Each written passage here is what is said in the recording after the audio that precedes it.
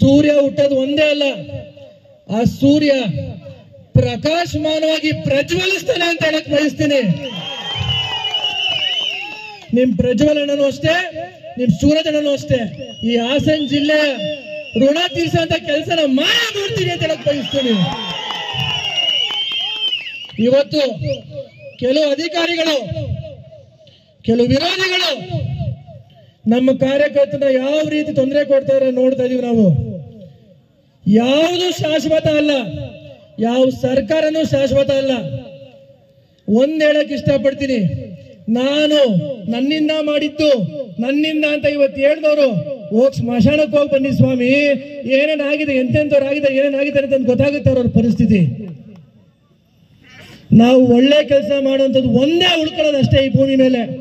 ಯಾವುದೇ ಈ ದ್ವೇಷದ ರಾಜಕಾರಣ ಆಗ್ಬೋದು ಅಥವಾ ಏನಿವತ್ತು ನೀವು ರಾಜಕಾರಣ, ಇವತ್ತು ನಿಮ್ಗೆ 135 ಸೀಟ್ ಕೊಟ್ಟಿರೋದು ಜನಕ್ಕೆ ಅಭಿವೃದ್ಧಿ ಕೆಲಸ ಮಾಡ್ಲಿ ಅಂತ, ಜನಕ್ಕೆ ಒಳ್ಳೇದು ಮಾಡ್ಲಿ ಅಂತ. ಅದನ್ನ ಬಿಟ್ಬಿಟ್ಟು ದಿನ ಬೆಳಗಾದ್ರೆ ರೇವಣ್ಣ ಸಾಹೇಬ್ರನ್ನ ಹೆಂಗ್ ತುಣಿಯೋದು, ದೇವೇಗೌಡರ ಕುಟುಂಬ ಹೆಂಗ್ ಮುಗಿಸೋದು, ಬರೀ ಇದೇ ಆಗೋಯ್ತು. ಎಷ್ಟು ತಿಂಗಳಾಯ್ತು ಸರ್ಕಾರ ಬಂದಿ, ಎಷ್ಟು ದಿನ ಆಯ್ತು ಸರ್ಕಾರ ಬಂದಿ, ಯಾವ ರೈತರಿಗೆ ಅನುಕೂಲ ಆಗ್ತಾ ಇದೆ? ಇವತ್ತು ಕಡಗೂಲಿ ನೋಡಿದ್ರೆ 1600 1700 ನಮ್ಮ ಎಲ್ಲ ಕಬ್ಬು ಬೆಳೆಗಾರರು ಇವತ್ತು ₹1 ಕೈ ಸಿಗ್ತಾ ಇಲ್ಲ. ಏನು ಬೆಳೆ ಬೆಳೆಯಕ್ಕೆ ಆಗ್ತಾರೋ ಅದು ಅಲ್ಲಿಗೆ ಮನ್ನಾ ಆಗ್ತಾ ಇದೆ. ಮುಂದಿನ ದಿನಗಳಲ್ಲಿ ಮೊನ್ನೆ ರೇವಣ್ಣ ಸಾಹೇಬರು ಕೂಡ ಹಾಗೂ ಬಾಲಕೃಷ್ಣ ಅವರು ಕೂಡ ಇಬ್ಬರು ಕೂಡ ಚರ್ಚೆ ಮಾಡಿದ್ದಾರೆ.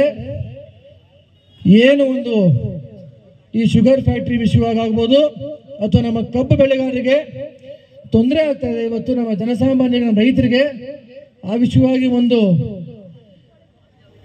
ಮೀಟಿಂಗ್ ಮಾಡಬೇಕು. ಎಲ್ಲ ನಮ್ಮ ಹಳ್ಳಿಗಳನ್ನು ರೈತರು ಸೇರಿಸಿ ಇವತ್ತೊಂದು ಪರಿಹಾರ ತರಬೇಕು ಅನ್ನೋದು ಒಂದು ಅವರ ಉದ್ದೇಶ ಆಗಿದೆ, ಸದುದ್ದೇಶ ಆಗಿದೆ.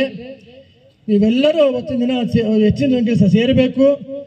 ಆ ಸೇರಿದಂಥ ಕಾರ್ಯಕ್ರಮಕ್ಕೆ ನಿಮಗೆ ಒಂದು ಒಳ್ಳೆ ಒಂದು ತೀರ್ಮಾನವನ್ನು ರೇವಣ್ಣ ಸಾಹೇಬರು ಮತ್ತೆ ಮನ ಬಾಲಕೃಷ್ಣ ಅವರು ಇಬ್ಬರೂ ಸೇರಿ ತಗೊಳ್ತಾರೆ ಅಂತ ಹೇಳ್ತಾ, ಇವತ್ತು ಯಾವುದು ಶಾಶ್ವತ ಅಲ್ಲ. ಇವತ್ತು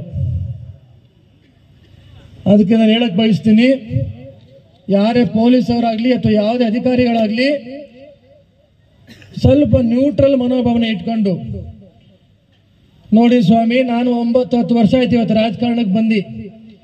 ನಾನು ಯಾರೊಬ್ಬರನ್ನು ಕಾಂಗ್ರೆಸ್ ಅವ್ರನ್ನ ಗೋಳಿಕೋಬೇಕು, ಜೈಲ್ಗೆ ಹಾಕ್ಸ್ಬೇಕು ಅಥವಾ ಕೇಸ್ ಮಾಡಿಸ್ಬೇಕು, ಈ ಸಂಪ್ರದಾಯ ನಾನು ಮಾಡಿಲ್ಲ.